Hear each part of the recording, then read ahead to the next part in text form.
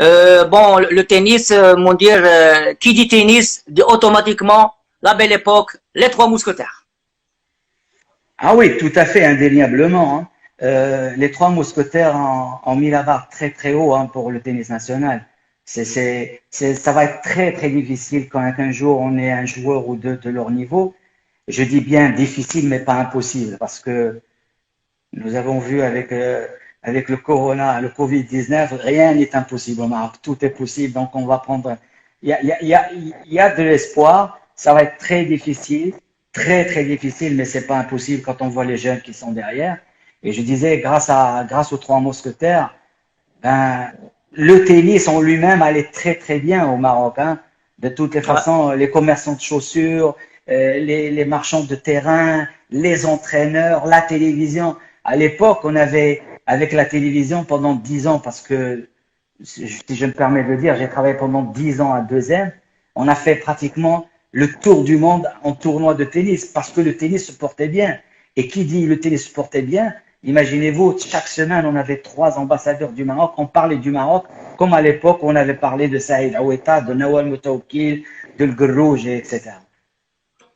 Bon, les trois mousquetaires, tu étais le capitaine, comme on avait parlé dans les coulisses, disons, Zaki du football ou bien Hervé Renard. Comment tu as su gérer? Ah, de toute façon, pour être très honnête avec vous, c'est quelque chose de très difficile, hein. Moi, j'étais en Europe, je travaillais là-bas tranquillement, et un lundi soir, la fédération m'appelle par le biais de M. Mjid, de Faisal Reissessi et de M. Tazi, qui m'ont appelé. Ils m'ont dit, écoute, voilà, il y a 5 personnes qui postulent pour cette place, mais les prix sont très très chers, sont très élevés pour un entraîneur de l'équipe nationale. Et voilà, on est en train de vous contacter aussi. Quels sont vos tarifs, etc. Et j'ai eu la chance, alhamdoulilah, de dire, écoutez, c'est pour combien de temps vous avez besoin de moi? Ils m'ont dit, on a besoin de toi pour une semaine de Coupe Davis et une semaine de préparation.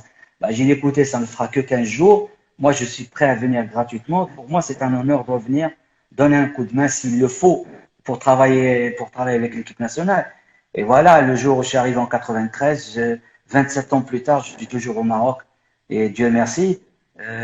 Voilà, donc, mais c'était pas chose facile, hein, parce on avait trois joueurs professionnels qui étaient quand même très très bien classés. Moi, j'arrive, j'étais un bon entraîneur en France, mais je n'avais pas, parce qu'il y a une grande différence entre coach et entraîneur. Moi, j'avais une grande expérience d'entraîneur, j'entraînais les gars, mais être coach d'un joueur, ça n'a rien à voir. C'est un autre métier, c'est un autre métier où il fallait s'adapter, il fallait aller vite, on n'avait pas le temps et il fallait s'adapter. Et Dieu merci, bah, écoutez, il y a des moments où j'étais très mauvais, il y a des moments où j'étais très moyen, il y a des moments où j'étais très bon comme tout le monde. Et Dieu merci, ça a duré 10 ans quand même. Voilà.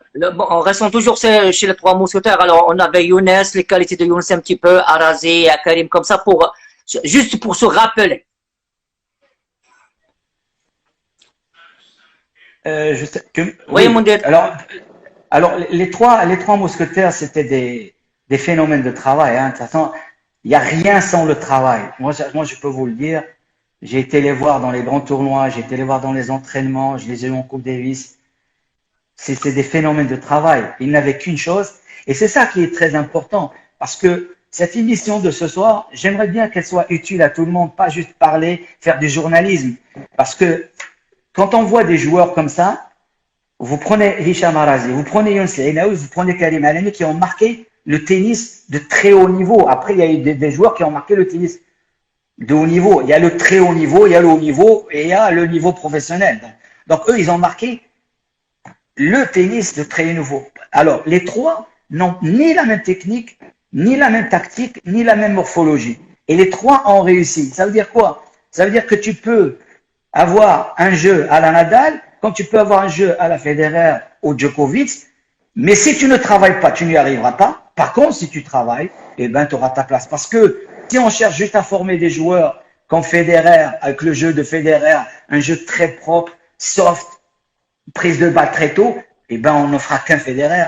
Mais on peut toujours avoir une base et une fondation et un travail académique. Et là, on peut être dans la masse. C'est pas péjoratif ce que je dis. Mais Nadal, c'est un joueur académique. C'est-à-dire son tennis, on peut l'apprendre dans toutes les académies du monde. Mais attention, Nadal, il travaille presque pratiquement 25 heures sur 24, si je peux me permettre l'expression.